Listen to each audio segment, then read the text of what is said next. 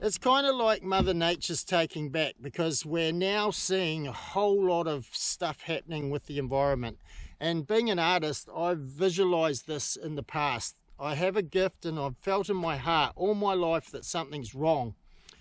And I have never been able to pinpoint it until, more recent times in the last 10 years.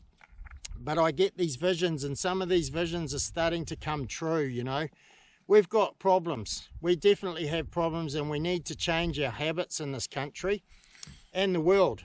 Plastic's a big problem. I go and do a lot of beach cleanups when I take my dogs for a walk with my partner Janet, and we pick up so much rubbish. We need to start thinking about our impact on the planet, because I'm seeing so many changes. The fishing's changed.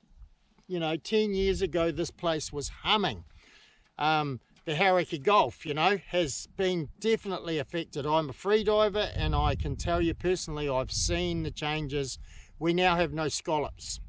I was going 5 years ago, we need to stop taking scallops. We need to put a rahui or a ban on scalloping, and it didn't happen then. And it's only in the last few years that we've seen this happen, which in my opinion is too late.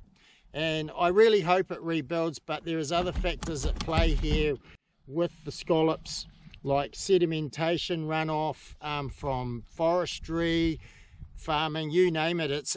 We've all got to do our bit. If we want this place to stay like it is or improve, then we have to all do our part to do something about it, So my focus has changed now more towards getting a feed, not chasing big fish all the time.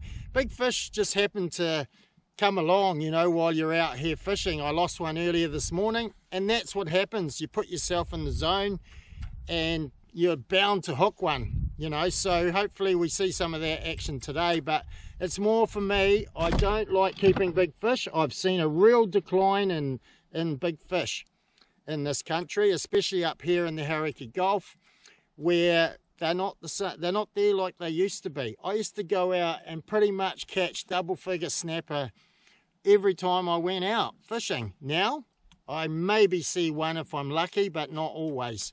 So that's how things have changed. And with more population and more people fishing, the pressure is great, and it makes it really difficult.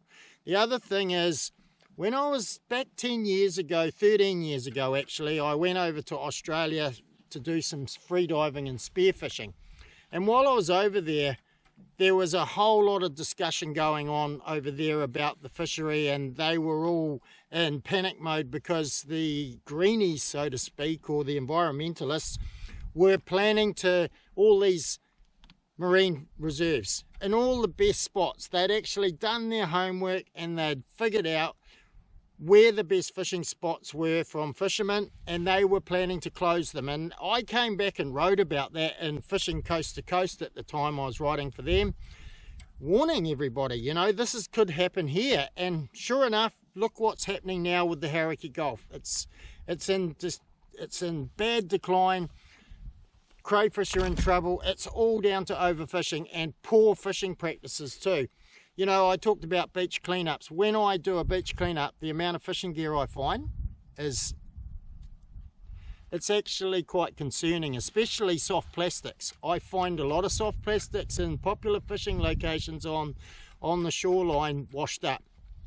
That's why I don't fish anything but gulp, Berkeley gulp, which is a natural product made of basically flour and water and additives. It's better for the environment, and we have to start thinking about these things, unless we want to keep continuing to pollute our environment. Have if we mismanage our soft plastics, they're going to come off the hook and they're going to wash up. And so if they get a bit of a rip in them, don't try and thread them back on the hook. Just just put them in your vessel and basically hold on to them and dispose of them properly.